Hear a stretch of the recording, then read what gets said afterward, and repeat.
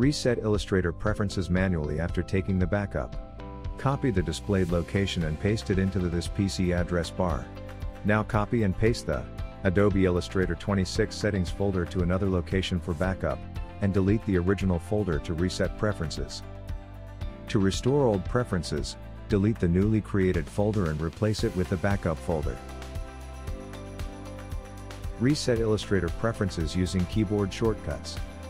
Press and hold Alt, Ctrl, and Shift keys as you start Illustrator, to reset its preferences. Reset preferences from within Application Preferences.